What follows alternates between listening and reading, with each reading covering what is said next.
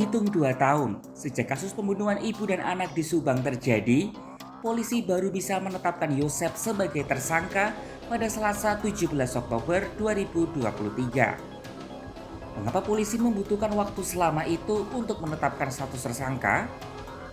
Direktur Kriminal Umum Polda Jabar, Kombes Pol Surawan menjawab, lamanya penetapan tersangka karena polisi perlu mendapatkan alat bukti lainnya. Menurutnya, bukti yang didapat polisi selama ini seperti keterangan tersangka Danu dan percikan darah di baju Yosep masih belum cukup. Polisi juga harus meminta keterangan saksi lain untuk menguatkan status Yosep menjadi tersangka.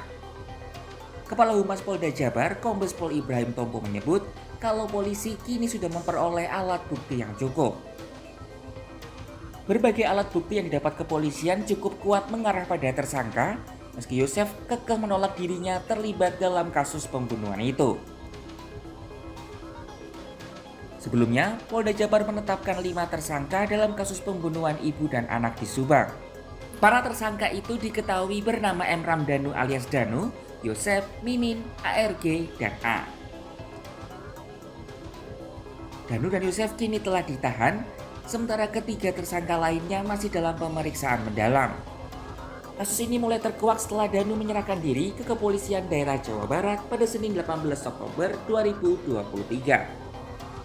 Setelah Danu menyerahkan diri, muncul nama baru sebagai tersangka, yakni Yosep Hidayat yang merupakan suami dari Tuti.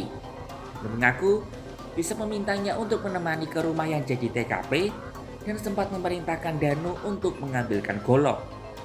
Mirisnya, Yosep yang kini jadi tersangka rupanya sempat menangis dan memohon kepada Presiden Joko Widodo atas keadilan kasus yang menimpa istrinya.